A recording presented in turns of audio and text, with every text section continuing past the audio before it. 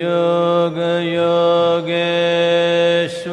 Yogeshwaraya Bhuta Bhuta Bhuteshwaraya Kala Kala Kaleshwaraya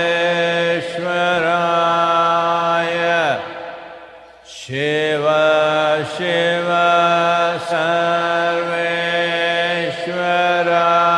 Sarveshwaraya Shambho Shambho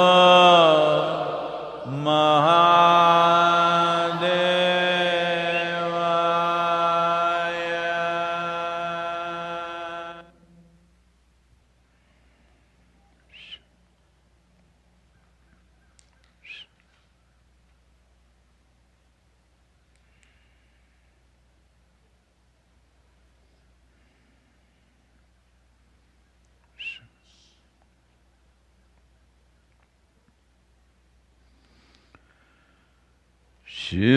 Shivanage bandhana Yogeshwara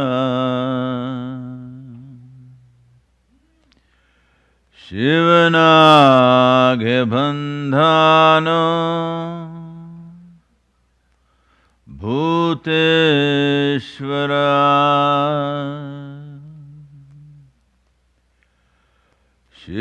Shivanage bandhana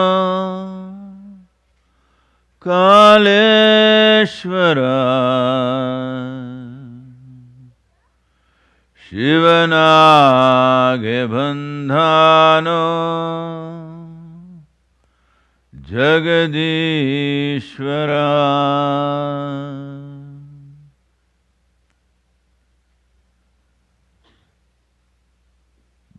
Bandhano Madheva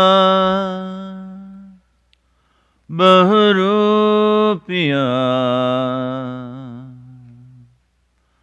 Kandhano Kandhano Ijivya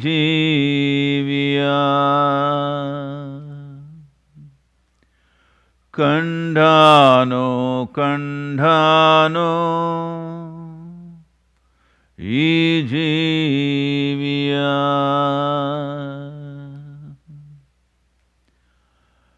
Yen Jiva Veundhano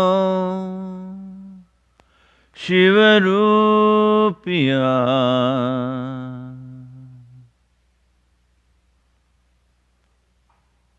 Tandhano Tandhano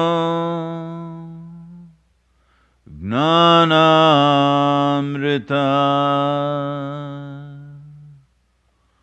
Tandhano Tandhano Gnanamrita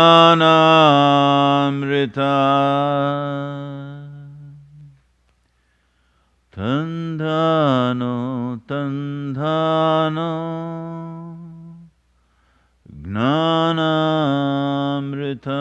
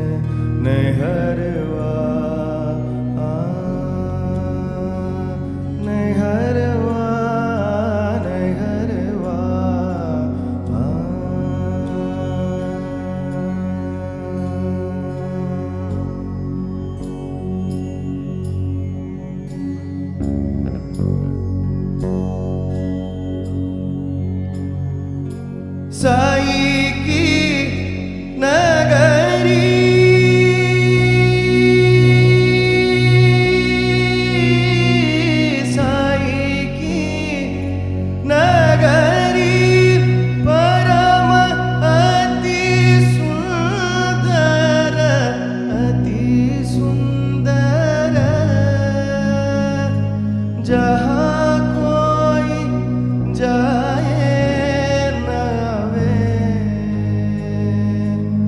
है जहाँ कोई जाए न आवे।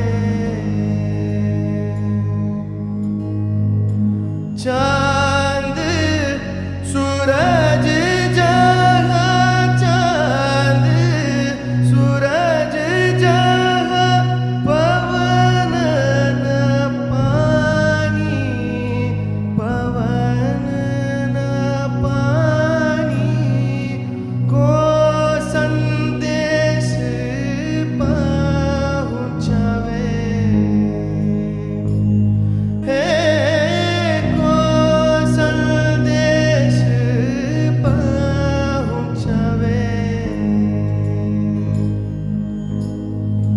दर्द यहाँ, दर्द यहाँ, दर्द यहाँ, साई को सुनावे, नैहरवा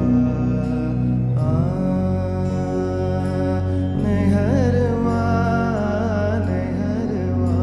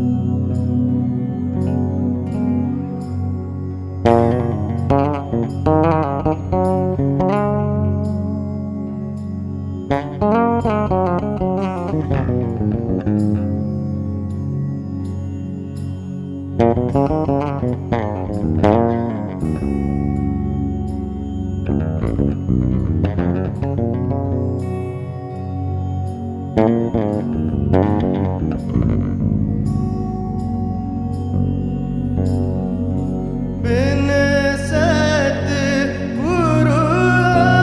अपनो नहीं कोई, अपनो नहीं कोई, जो यह राह बतावे, है जो यह राह बतावे। कहत कबीर सुनो भाई साधो, सुनो भाई साधो, सपने में प्रीतम आवे, है सपने में प्रीतम आवे। तपन यहाँ जिया की बुझावे, नैहरवा नैहरवा नैहरवा।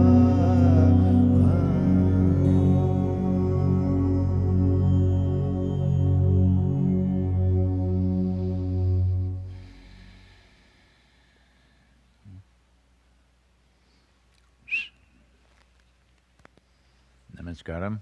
Namaskaram to everyone.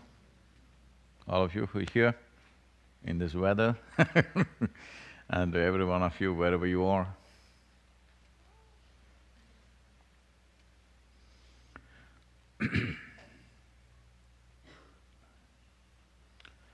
Well, coming towards the end of the year, but unfortunately, United States is going from bad to worse with the virus.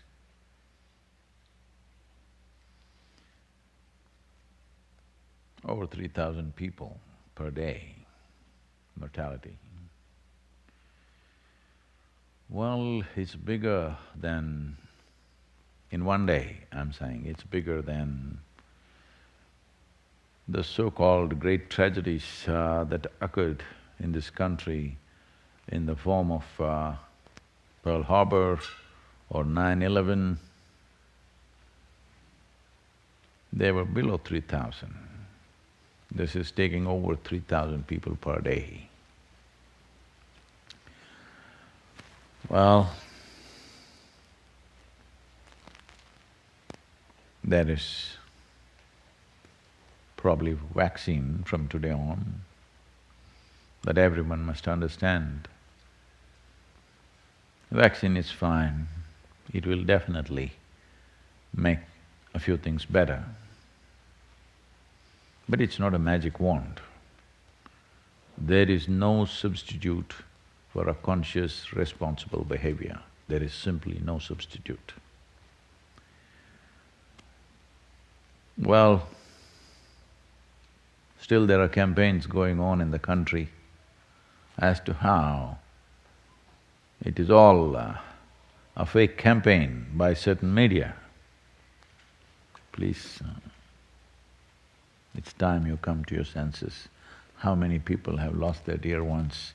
How many people have lost their livelihoods? How many people lives in big turmoil and you still think it is a campaign by somebody? I hope… I think the virus has gotten your brain long time ago. Please come to your senses, because what you do, how you breathe, how you behave, how you speak to people is going to determine whether they live or die, or maybe yourself, who knows. The question is not to create panic, the intent is not to create some paranoia. Why is a few months of responsible behavior so difficult? This need not have lasted one full year. If every human being on the planet cooperated, it need not have lasted this long. But waves and waves are coming back because human beings are yet to qualify as beings, still behaving like creatures. A being means one who knows how to be. If we knew how to be, a virus is not an issue, it's another life. Who knows? Who knows? This is not to ridicule the situation, but who knows? The virus may lead to some significant evolutionary process within you and you may grow a halo around your head or something, you know. It's happened in the past, I'm saying. Not a halo, but more important things happened.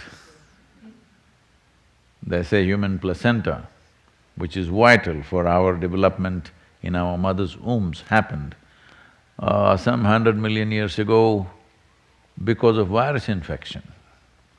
So we have benefited in the past.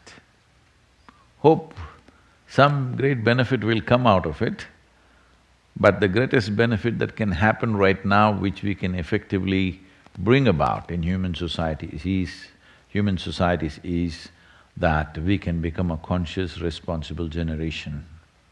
This is the greatest benefit that we can bring about, and in turn, a halo may appear. Yes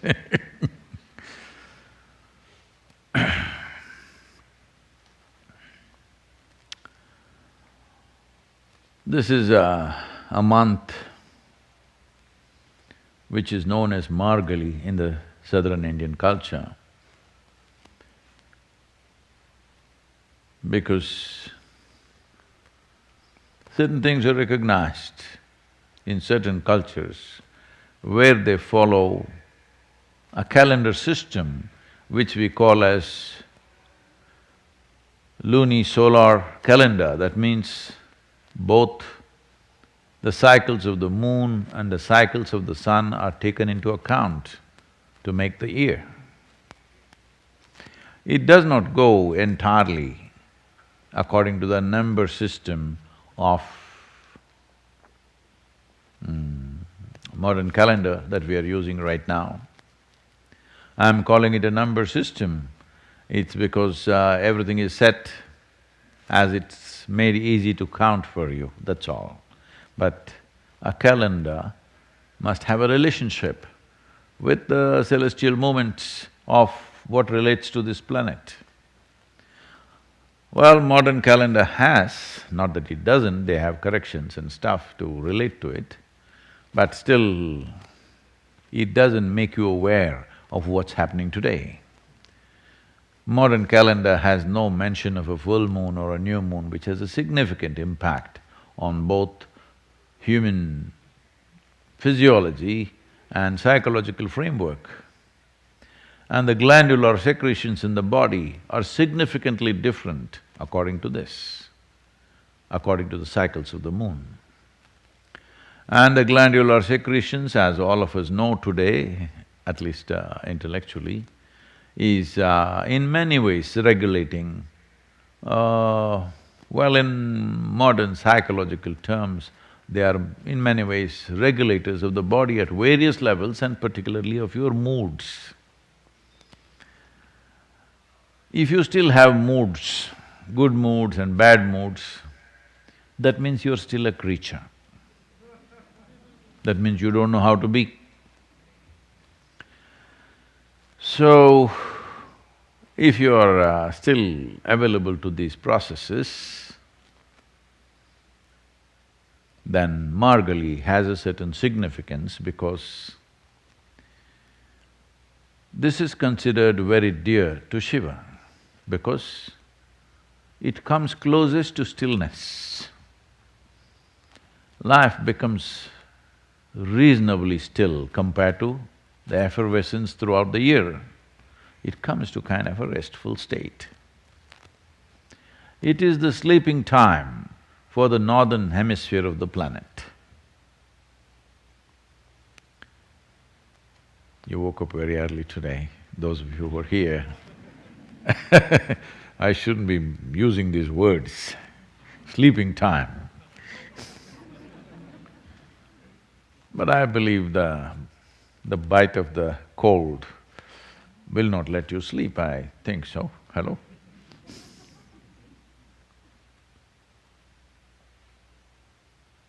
It's not just… I think it's just about 2 degrees right now, so it won't freeze you. Yeah. My hands, my tips of my fingers saying it's around 2-3 degrees. I've not looked at the barometer, but my fingertips are saying it must be around 2 to 3 degrees centigrade, I mean.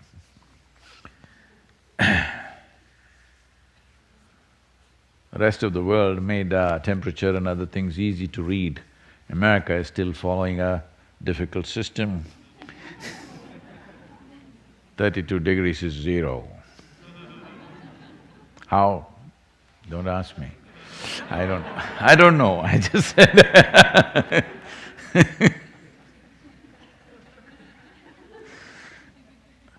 So this month of Margali, many things are done to see that this becomes a restful state, not a depressive state.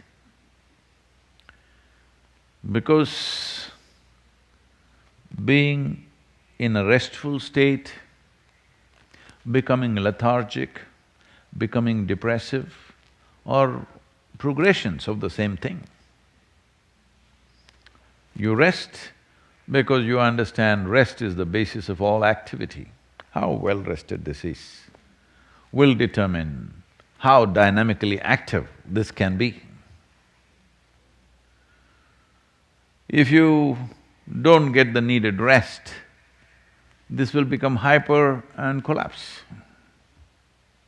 It is important that it's restful. But if you make rest into your philosophy now some people make rest into your philosophy. Rest is a requirement, like food is a requirement. But some people have made food into a philosophy. Some have elevated it to the status of a religion. I'm I'm thinking of becoming a chef. Because I find if I say the most profound things, how many people are excited about it? And if I just talk about food, whoa, global response. So I was just thinking maybe it's time we change our activity from initiations and meditation and kriyas and yoga, cooking and eating, very easy.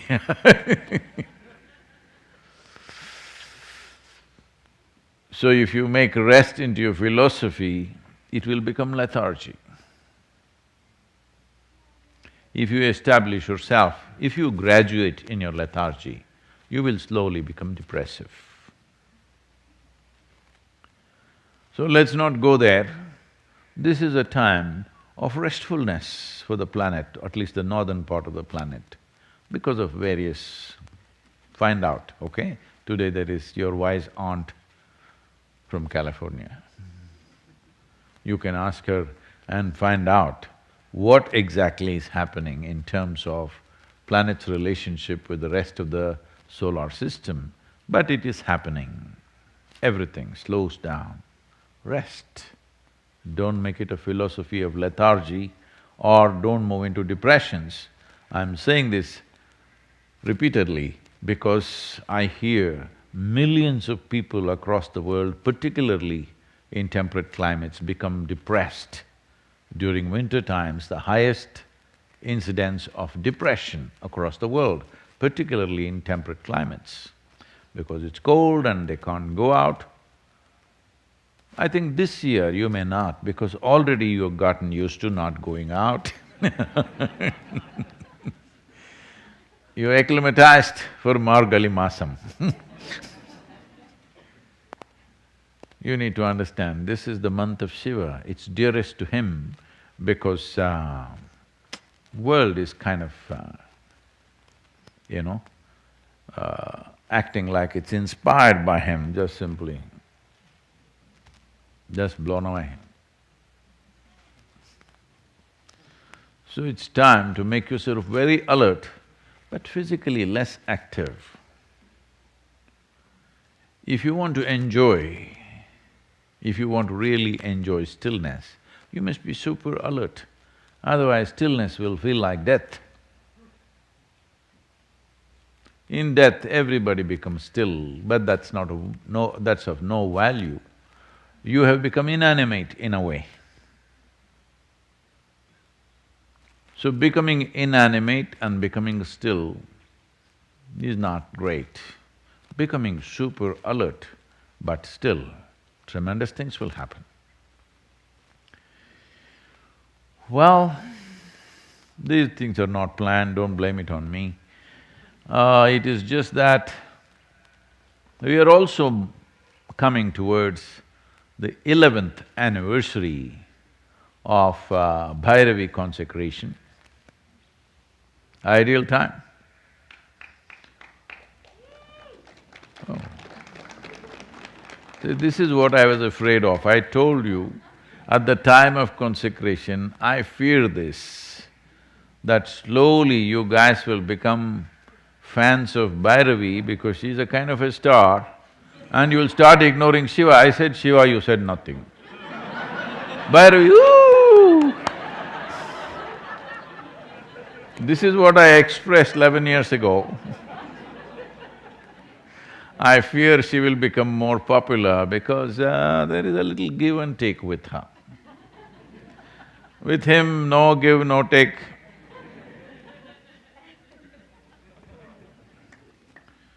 Because you still have a mind which questions anything that you do, what is the use? First thing you must ask the question, what is the use of you being alive?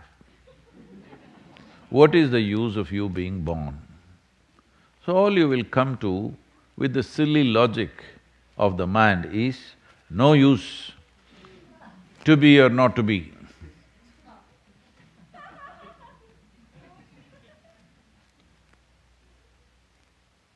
So, for a logical mind, in many ways, Bhairavi is more appealing because there is a little transaction. So this is 11th here, and you know her phone number is 11. Hello? I think you came on 111, right, just now to triple I. Whichever way you came, if you came from Nashville, you exited on 111. If you came from Atlanta, you drove on Highway 111. Anyway and this is the 11th year where we are opening up certain possibilities of sadhana. Till now, Devi sadhana or Bhairavi sadhana was available only for women. This year they're losing that privilege. Men also are getting into Devi sadhana.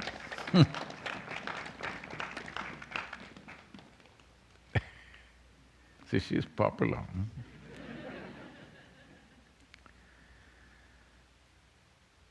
What is the significance of the feminine as a dimension? Well, you were given birth by a feminine entity. Because initial transactions were very sweet, she was like a goddess, your mother I'm talking about. But later on transactions got a little… So, she came down from the status of being goddess to just another human being, nice, loving maybe, but just another human being. And when she transformed herself into a mother-in-law, then she went down, deep down. So people forgot that she's still a mother.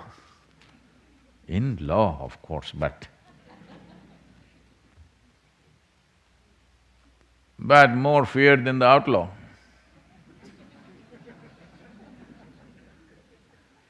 Not necessarily because of her qualities, her inability to transform in-law, because she's still a mother for one person. And the other doesn't accept her as a mother. And it goes on, you know the traditional thing. This happened. Once Shankaran Pillai lost his mother-in-law. So he went to his lawyer to settle a few things of property and stuff, legal aspects. So he told him, my mother-in-law passed away last week. The lawyer asked, oh, is that so? I'm sorry, what was the complaint? Shankaran Pillai said, no complaint, all are satisfied.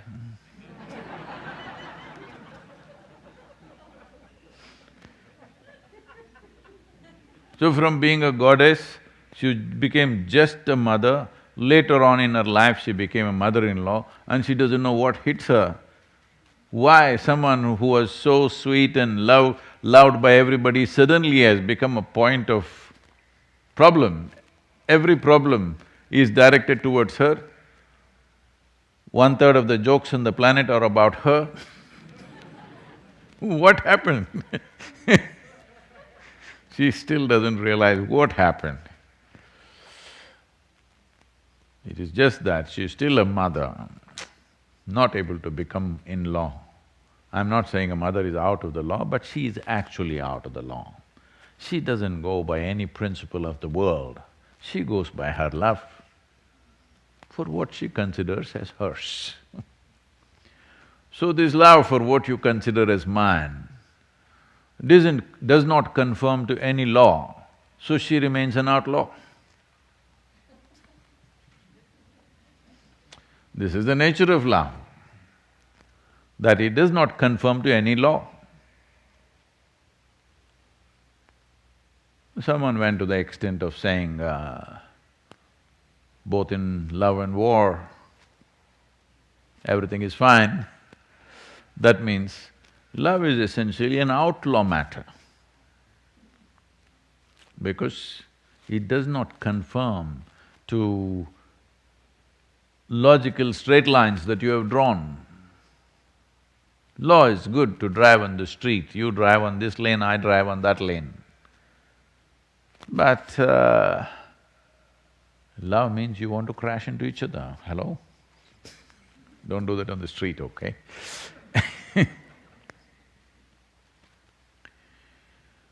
So, the good thing about Bhairavi is, see, none of the goddesses had children.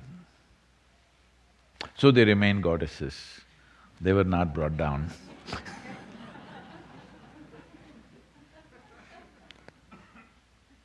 Lot of women are learning these ways these days. They know if they don't have children, they can act like a goddess with their spouse. If they have children, they will become mothers, and after a few years, they will become in-laws and outlaws. For one person in-law, another person outlaw. So what is the significance of this worship of the feminine? One important thing that you need to understand is, feminine is not a gender, it is a dimension. If I utter the word feminine, you're thinking of a gender. No, it is not a gender, it is a certain dimension of life. The significance of this dimension is, it's easier to get response from this dimension than the other dimension that we consider as masculine, because it is designed in a different way. It's not about which is better than which, there's no such thing. It's just different. A fool can start an argument, which is better than which. This is like, is the earth better or sky better? Those who are up on the earth or the planet are looking up at the sky. You know, I spent a long time watching the eagles and hawks, the grey hawks in India. I spent a special amount of time in my life watching them because of the incredible way they can fly. And from 8, 9 years of age, I was dreaming of flying. So I watched and watched and watched. And what I found was, all these glorious flying creatures who are such, you know, I don't want to go into the detail, but you must look it up. Some of these hawks, their capabilities of flying is way better than a fighter jet. I'm not saying it goes as fast, but for the body it has, for the volume it has, what it does with its wings and its body is so absolutely incredible. But as I watched them, fascinated by their flight, I only looked at their wings and their tail, how it moves, what the feathers are doing. Then I noticed all these birds which are flying up there, in our view, a glorious flight. The only thing that they're doing is constantly looking down at the earth. Have you noticed this? They're never looking at the sky and enjoying it. They're only looking down at the earth all the time. Of course for food, or just because they enjoy the planet Earth the way it looks. But human beings who cannot fly are looking up all the time. So then I thought through this and just thinking, isn't it better that you're a chicken and you're looking up at the sky rather than being an eagle looking down all the time? Because one who looks up naturally rises, one who looks down naturally come down. One is at least aspirational. Another is wanting to go down. So feminine is a dimension, not a gender.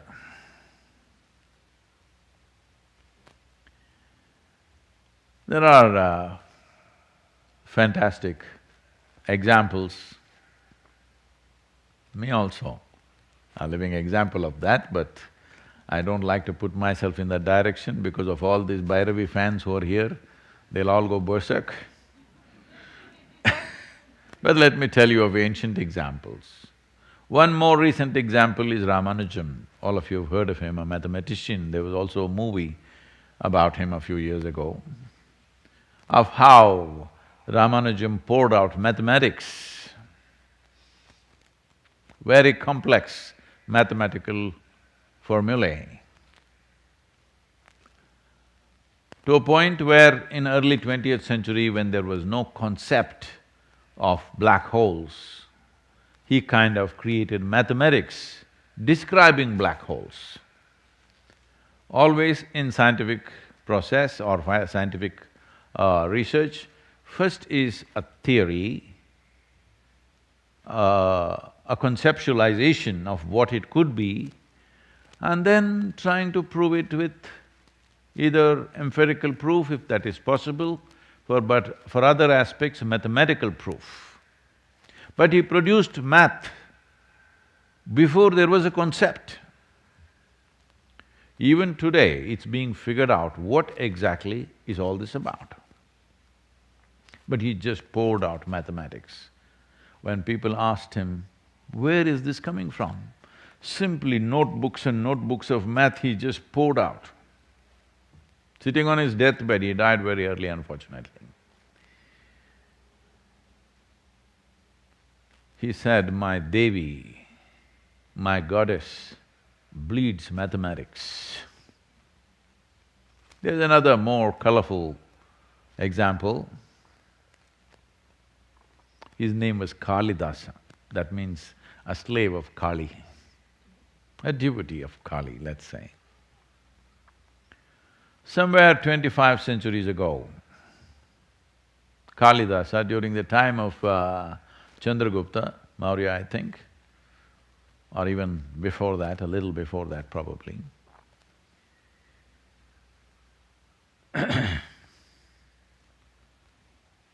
the story goes like this. You know, stories get little extra frills on the way, but the important thing is what it's trying to say, not the factuality of the story, but the spirit of the story. So for many lifetimes, Kalidasa was a great devotee of Kali. So in his previous lifetime, he was deeply disappointed that in spite of all his devotion, she did not appear. She did nothing for him. So he died little disappointed with her. After all these lifetimes of wooing, she doesn't respond. So in his present life, where his name was something else, we don't know what his name was, he was born as a little bit of a simpleton. When he was a grown man, he had the mind of an 8-year-old. So generally, When you're 8 years, for who you are, people think you're cute. When you become 18 and still remain the same way, they say you're a bloody fool. Hello? Yes or no? So this happened to him, everybody thought he's the village fool. And the king of the local king who was there, he had a daughter who considered herself very intelligent. Maybe she was. And she wanted to marry an intelligent man. And ladies, you know it's hard to find one. Because if he was that smart, why would he marry you?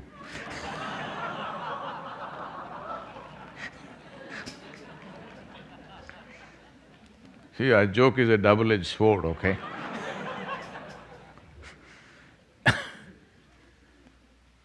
So whoever came to marry her, from many kingdoms, because she can only marry a prince, many of them came and she rejected all of them as fools.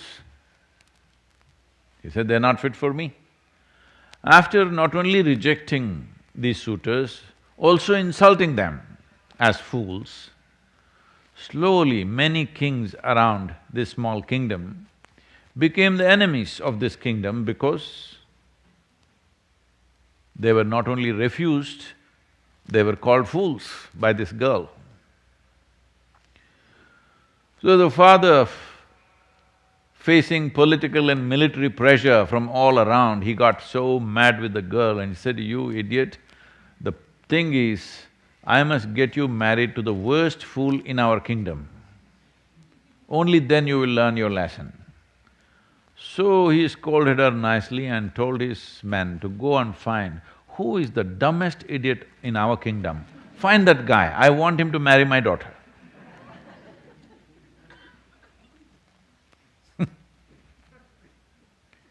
So they went looking here and there. Then they saw in this village, a young man was sitting on the wrong side of the branch and was cutting the branch. Like how we as a generation of people are doing ecologically. You know, we belong to that category, all of us. They saw, this can't be any more stupid than this, he's cutting the branch on which he's sitting, and when he succeeds, he will fail. Right now, that's where we as a generation are. When we succeed, we will fall.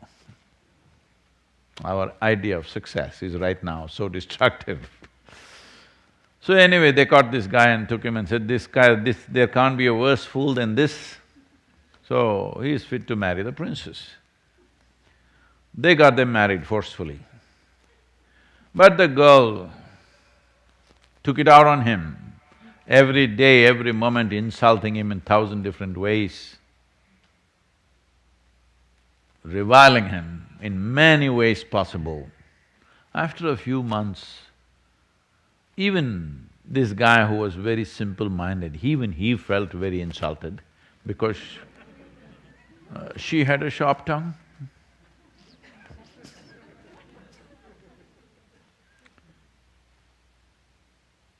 It's been masked these days, but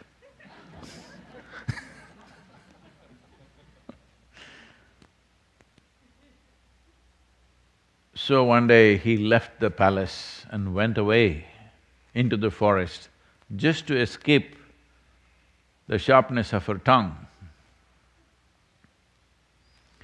Then there was an old Kali temple in the forest. Usually Kali temples are deep in the jungles because the rituals are of a certain kind which society may not be willing to swallow. The normal society may not be able to digest the type of rituals that happen in the Kali temples many times.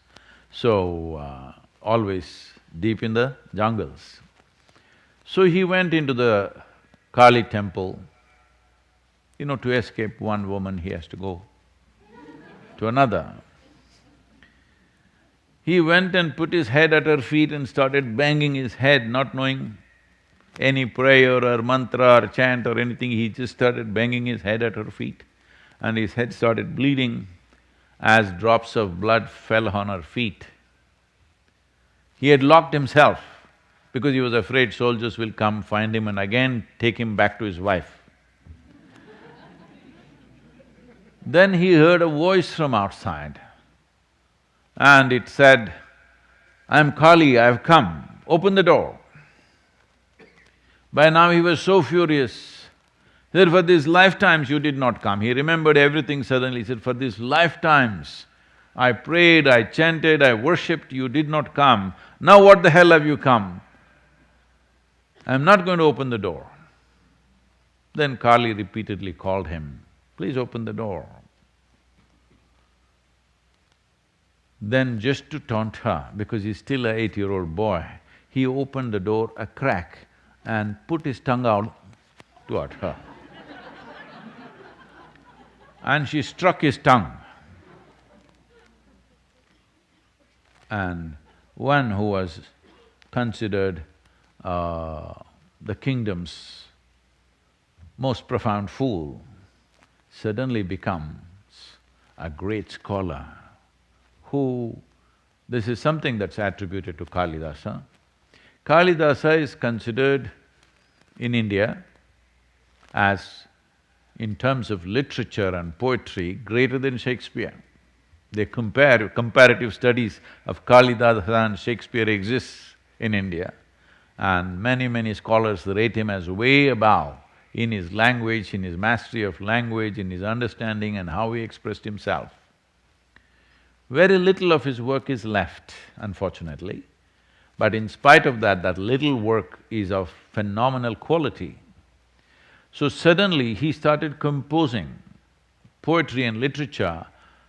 Just like that, he could sit in a place and simply recite poetry, not written, simply like that.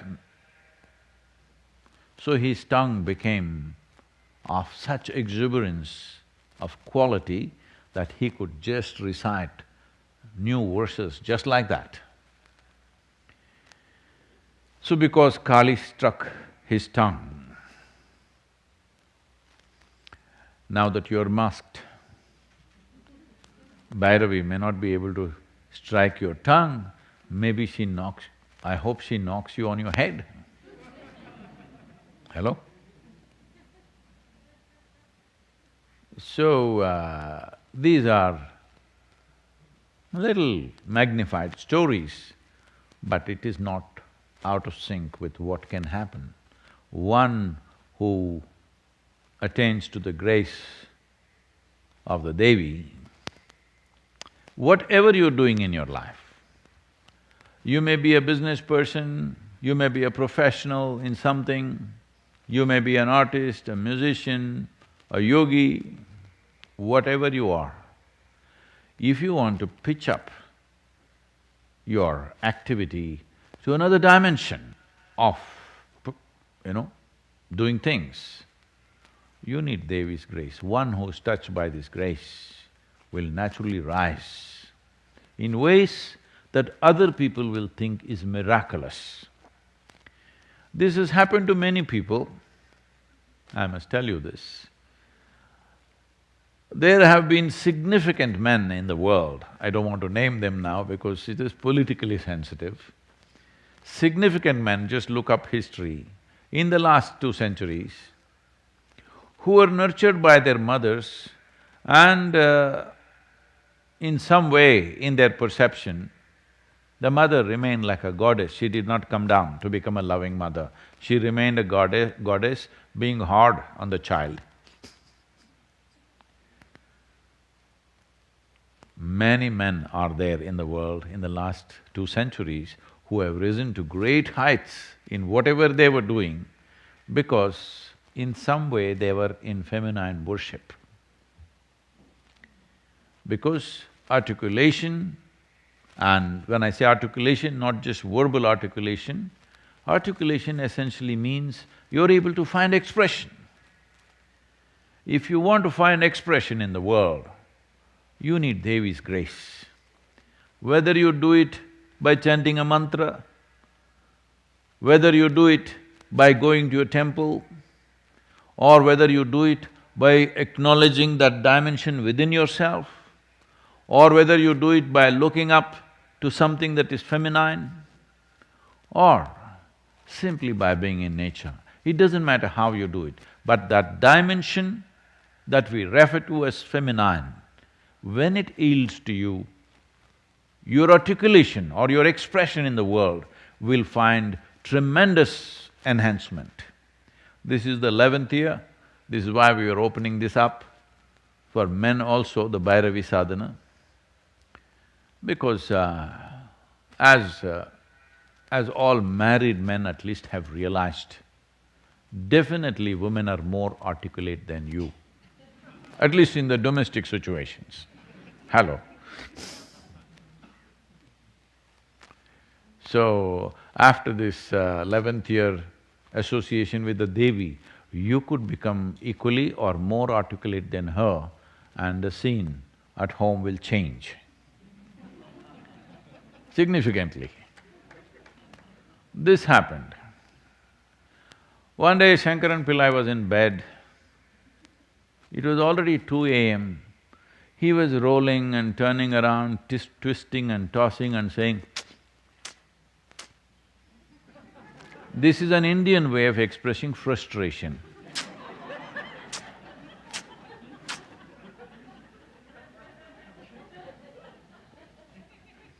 You know, even love, anger, frustration, depression, everything has cultural expressions, hello? Indian way of saying I'm frustrated is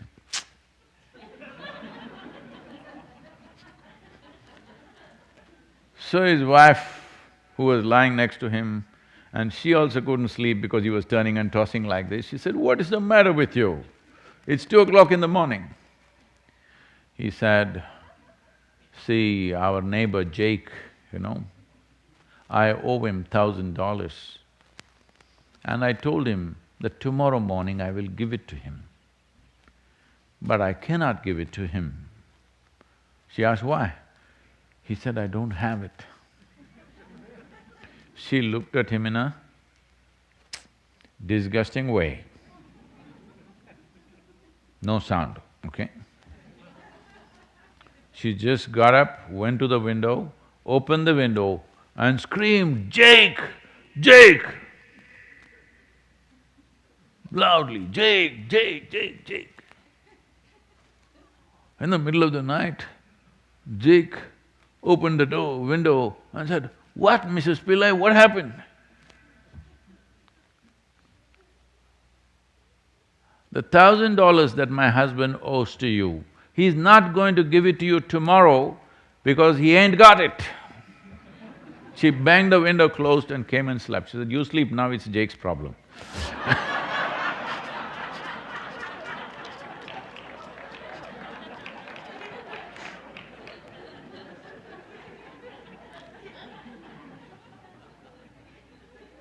Feminine ways of solving problems, sometimes useful.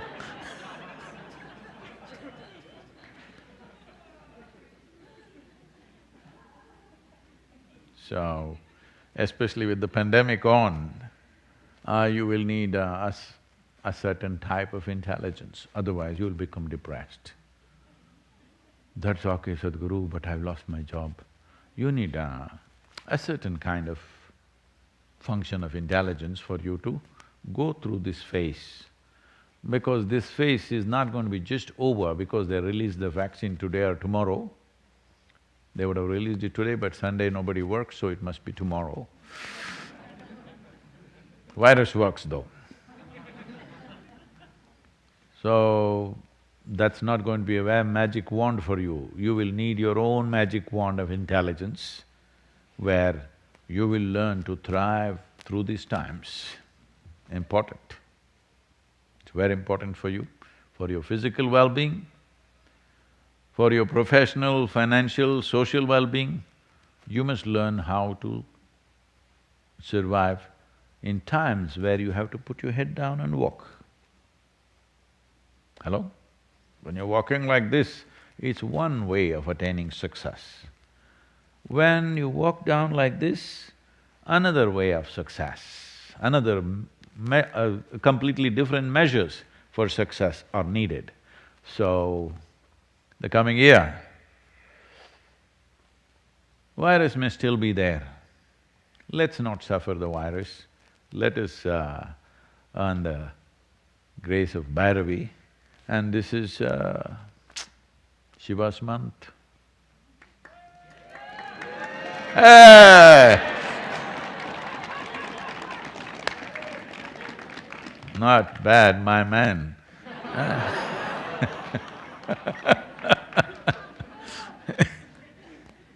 Restful, not all this activity, articulation, no.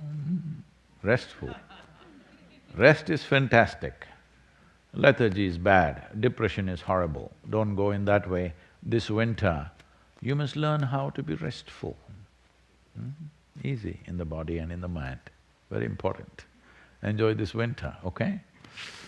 And anyway, I won't torture you next week here in this cold.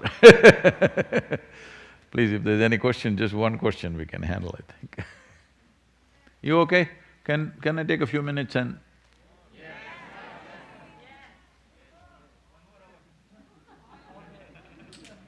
Then you will be frozen. 1 more hour means you will be frozen. For some reason, temperature is dropping further. Hello?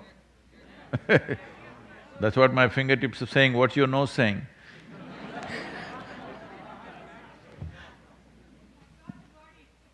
Oh, right. For those of you who are elsewhere, somebody is here saying, I'm not the body, so it's working, huh? It's cold, but I'm not the body, so what does it matter? This question is from Aditya in Bengaluru. Sadhguru, I rarely experience love within myself, and I tend to see the worst in everyone. In the Prana series of Sadhguru Exclusive, you talk about the possibilities of moving the Anahata chakra to become loving. Whoa. Is he married? Didn't say that. Is this possible for me? How can I do it? Okay.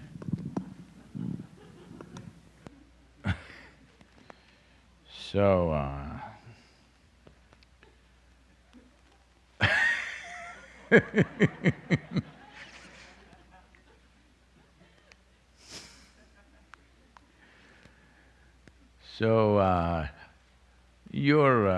you're thinking, first of all, you're thinking love is a device. No, love is a consequence. Love is a consequence of being in a certain way within yourself. Love is not a device to get what you want. So all this time I was talking about wooing Bhairavi. The reason why it does not work for a whole lot of people, whether it's Bhairavi or if… I don't know what's your wife's name. Why it doesn't work is, you're using love as a device, devotion as a device.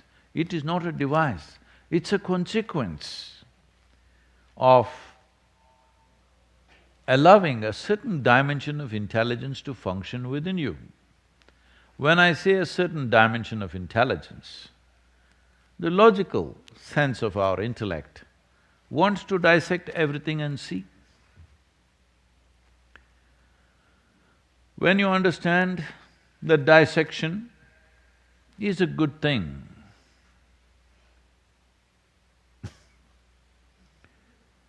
when it comes to physical nature, but dissection is a no good thing when it comes to other dimensions of life.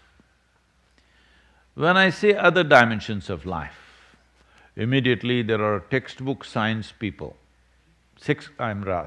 textbook scientists who immediately say, what are the dimensions, what are you talking about, you're talking superstition.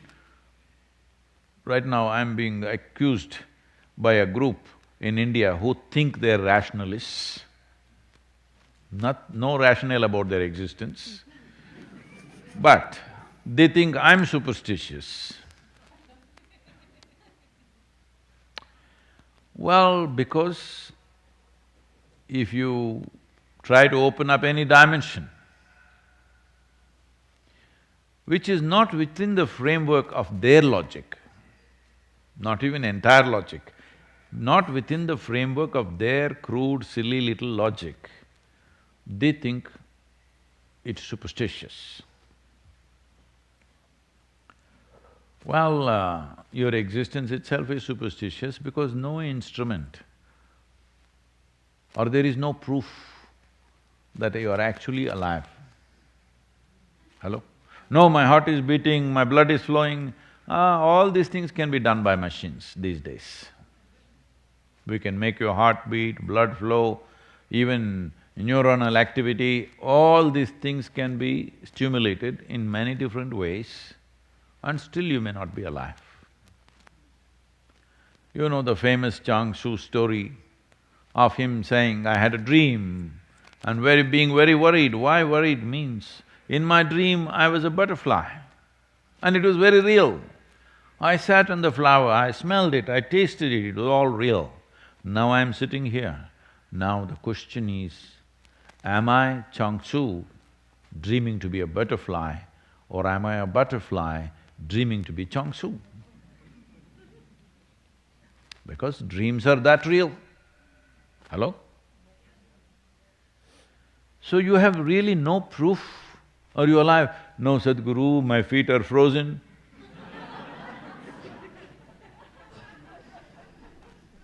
You just have to wait till it gets to the head.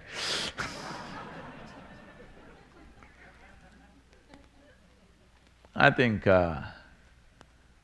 what Nikola Tesla said is very significant, but unfortunately in the last century still most of the scientific community or these textbook scientists definitely have not taken to it.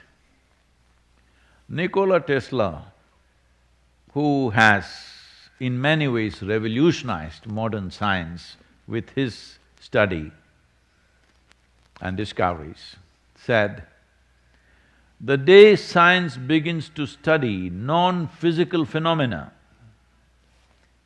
the day science begins to study non-physical phenomena, it will make more progress in 1 decade than in all the previous centuries of its existence. Nikola Tesla.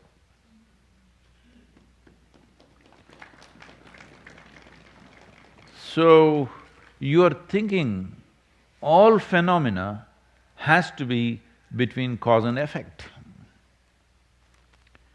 See, if you're understanding love as a sexual response, there is a cause and effect. If you're seeing love as a dimension which is tremendously transformative within yourself, then it is not between cause and effect, because it's not a transaction of any kind. So now you also picked up this little bit of jargon from where? From Sadhguru exclusive, is it?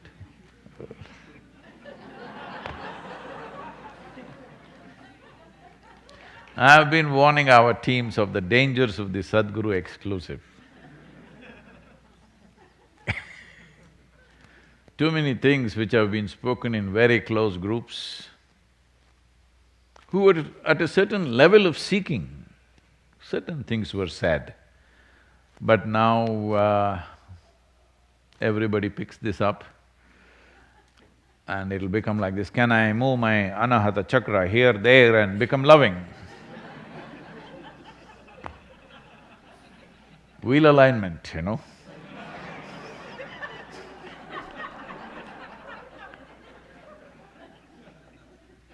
It's a six-wheel truck. Align it, love will overflow.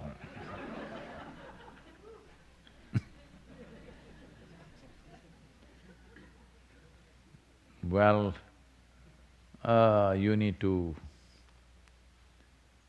you must feel love. Like how right now I am feeling hunger in my stomach. Hello? They must become pangs which cannot be satisfied by anything. because it cannot be. Because the beauty of love is in its pangs. No, but where is the fulfillment? No, it's not a transaction to fulfill. It is just that, to burn with it. As it burns deeper and deeper, from pain it becomes liberation, just like cremation, you know? Hello? Yes, love is a kind of cremation. It burns you up. This is why probably somebody must have experienced something to come up with the term falling in love. Falling does not suggest a transaction. Hello? If you do a transaction, naturally it must be profitable to you, isn't it? Hello? Because if you do a transaction where you're going to lose, you're a dumb whatever.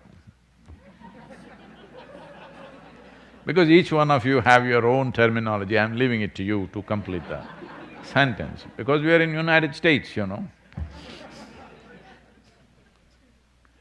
I'll leave that to you. But you're definitely dumb. If you make a transaction and you're a loser, that is a dumb transaction. But if love is not a transaction for you, it's just a burning flame within you. Initially it hurts because it burns the skin. When it burns the core of who you are, it's a liberation. It's an absolute liberation. So this you don't do technically, I will move my chakra here to here. Maybe your liver will malfunction.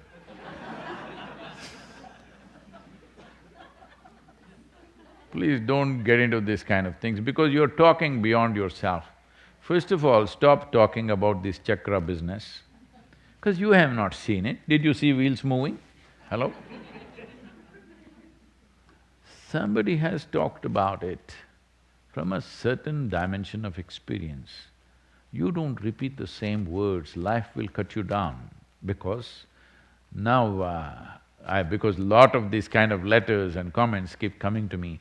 Sadhguru, I think my chakra, my anahata chakra is doing this, my svadhisthana is doing this, my vishuddhi is doing that. What do I do? In Atlanta, there are wheel alignment centers. They'll align your wheels like that. First of all, it is not at all in the context of how the popular books have talked about it. I think this question is coming from the prana video, all right? It is not the way you think.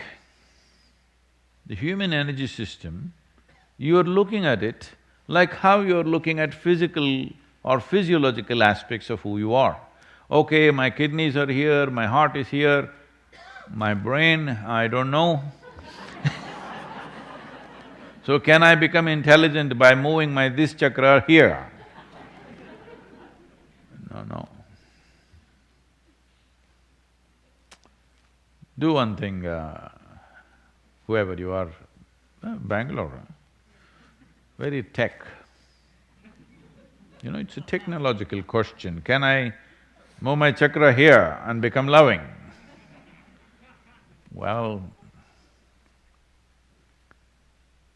this is not that kind of technology. Yes, it is technology, but not that kind. You don't worry about the chakras. If you're a sensible human being, you will naturally be a loving human being. Get some sense into your head. Sense means this.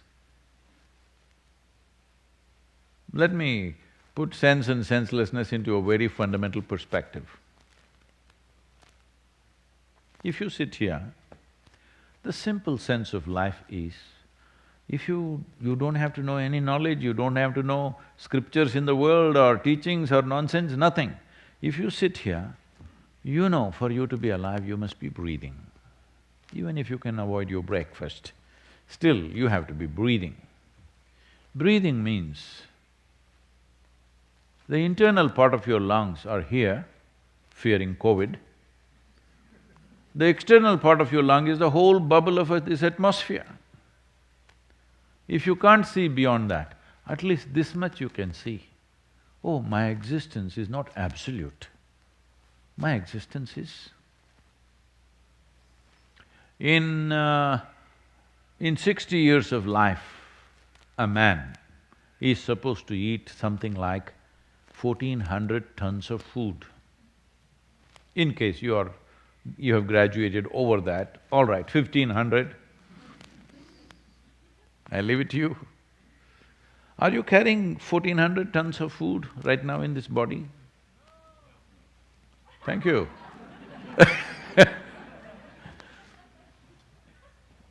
If you did, you would be a truck by now.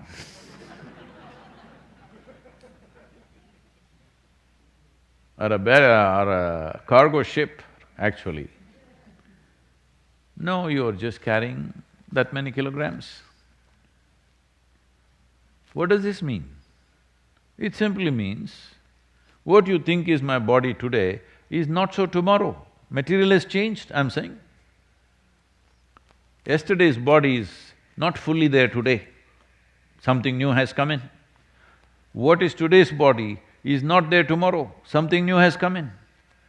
If you experientially understand what you think is body, what you think is myself, thoughts which were not there in you yesterday could have come into you today. Emotions which were not there in you yesterday could have come into you today. Yes or no? Body which was not there in you yesterday could have come into you today. When this is the case, from where the hell are you getting the sense of absoluteness about yourself, me? If you just understand this much, you will become sensible. Otherwise, you will sit here like a senseless lump. Yes, because you think you're absolute me. Just if you relax this, it doesn't need any spiritual teaching, no scripture reading, no looking at heaven, no nothing. Simply little bit of sense. Naturally, everything that is naturally possible in the human being will rise up, including your love. Yes, your intelligence, your love, your expression, your articulation, your capabilities, everything will rise simply because you have come to sense. This is all you need. After that, beyond that, you want to seek the ultimate nature, because when sense comes, naturally that aspiration also will come. When that comes, then I must come in to guide you. Right now, I'm moving you from the basics, from the kindergarten, trying to tell you, see, somebody got it, I'm not the body. Why do I have to tell you? If you had paid attention to the food that you're eating, and when you shit, you would know I'm not the body. Hello? Hello? That's all it takes. If you know that you eat yourself, when you say, I'm eating my food, in some way you're eating yourself, isn't it? Hello? So if food is yourself in some way, in your experience right now, the earth also should be yourself, isn't it? Because that's where the food came from. This doesn't need any enlightenment, just a little bit of sense. So if sense blossoms, becoming inclusive, becoming loving is a natural consequence. You don't have to move your chakras.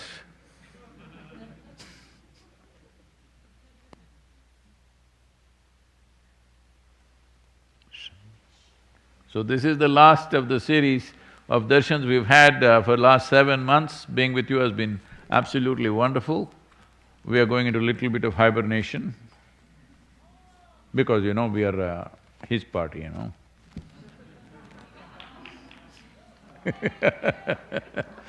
Wonderful, wonderful being with all of you, wherever you are in the world. I know many of you who are, in India, you have an advantage, it's in the evening.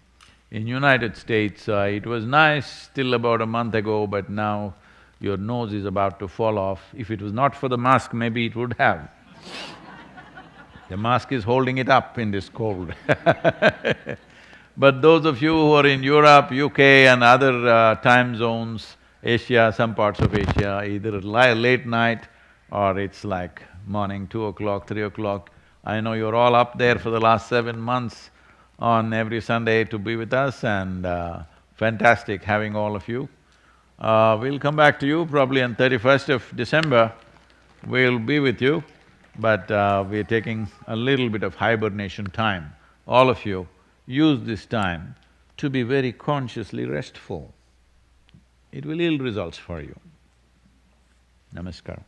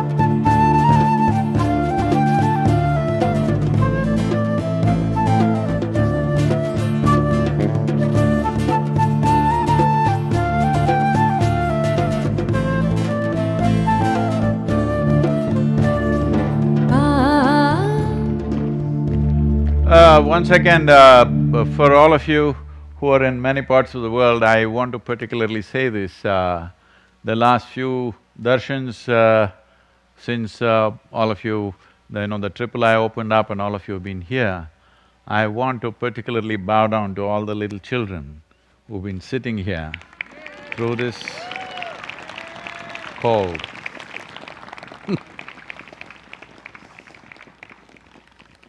Well, you didn't do this at their age, huh? Even I didn't, I'm telling you. Fantastic.